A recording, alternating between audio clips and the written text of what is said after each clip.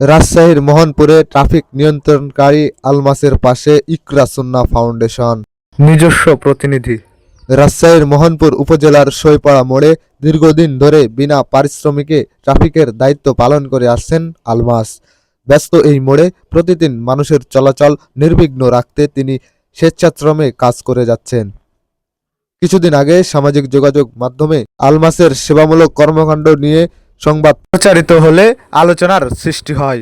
তিনি শুনতে বলতে ভালোই ডিউটি করে, আবার বয়স্ক মানুষ পার করে দেয়, আর বহুদিন তিনি কাজ করে। সংবাদটি ইকরা সুন্নাহ ফাউন্ডেশনের প্রতিষ্ঠাতা ও চেয়ারম্যান আব্দুল মতিন মৃধার নজরে এলে তিনি আলমাসের পাশে দাঁড়ান। মঙ্গলবার বিকেলে তিনি আলমাসকে কিছু আর্থিক সহায়তা প্রদান করেন। এ সময় আব্দুল মতিন মৃধা বলেন, আলমাস সমাজের জন্য নিঃস্বার্থভাবে কাজ করছে, এমন মানুষদের সহযোগিতা করা আমাদের নৈতিক দায়িত্ব। আব্দুল মতিন ভাইয়ের মারফত 5,000 টাকা তার আসছে তার কাছে। এর জন্য আরো কিছু ভাতের ব্যবস্থা বা হয়তো বা একটু পার্মানেন্ট বেতনের ব্যবস্থা হলে খুব ভালো হয়।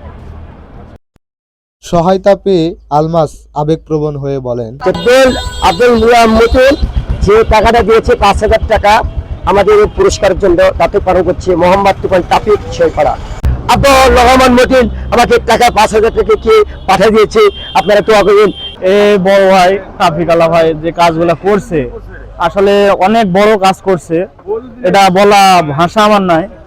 টাকাটা যে প্রবাসী ভাই দিছে দান করছে আমি খুব ভালোবাসি, প্রবাসকে বলতে চাই আমি খুব ভালোবাসি, মনের থেকে ভালোবাসি। যাক দিছে 5,000 টাকা ভাই দান করছে, আলহামদুলিল্লাহ আরো সহযোগিতা করুক।